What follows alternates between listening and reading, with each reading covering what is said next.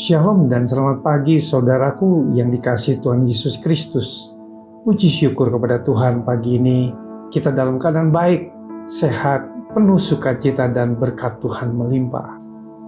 Mari siapkan hati kita untuk menerima berkat firman Tuhan pagi ini. Mari kita berdoa. Tuhan Yesus, kami bersyukur untuk kebaikan-Mu. Tuhan, terima kasih kami masih diberi kesempatan untuk menikmati hidup dan dapat bangun pagi dengan tubuh yang sehat, kuat, dan penuh damai sejahtera. Pagi ini kami kembali mau mendengar pesan-pesan firman-Mu. Tuhan, bukakan hati dan pikiran kami agar kami dapat menerima dan mengerti kebenaran firman-Mu. Hanya di dalam nama Yesus kami berdoa. Amin. Tema renungan kita pagi ini adalah berubah menjadi lebih baik. Firman Tuhan diambil dari 1 Tesalonika 5 ayat 1-6. Demikian firman Tuhan. Tetapi tentang zaman dan masa, saudara-saudara, tidak perlu dituliskan kepadamu, karena kamu sendiri tahu benar-benar bahwa hari Tuhan datang seperti pencuri pada malam. Apabila mereka mengatakan semuanya damai dan aman, maka tiba-tiba mereka ditimpa oleh kebinasaan, seperti seorang perempuan yang hamil ditimpa oleh sakit bersalin. Mereka pasti tidak akan luput, tetapi kamu saudara-saudara, kamu tidak hidup dalam kegelapan, sehingga hari itu tiba-tiba mendatangi kamu seperti pencuri. Karena kamu adalah anak-anak terang dan anak-anak siang, kita bukanlah orang-orang malam atau orang-orang kegelapan. Sebab itu baiklah jangan kita tidur seperti orang-orang lain, tetapi berjaga-jaga dan sadar. Bapak Ibu Saudaraku, setiap tahun kita pasti mengalami bertambahnya usia kita. Semakin bertambahnya tahun berarti semakin dekat pula hari kedatangan Tuhan kita Yesus Kristus.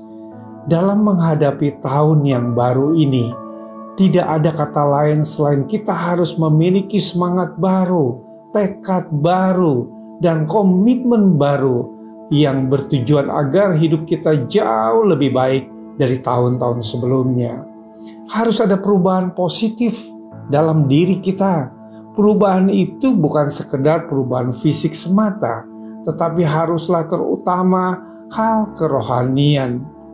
Kalau tahun lalu kita malas melayani Tuhan, di tahun baru ini mari bertekad untuk bersungguh-sungguh lagi melayaninya. Janganlah hendaknya kerajiananmu kendor, biarlah rohmu menyala-nyala dan layani Tuhan. Sebab dalam persekutuan dengan Tuhan, jerih payahmu tidak sia-sia.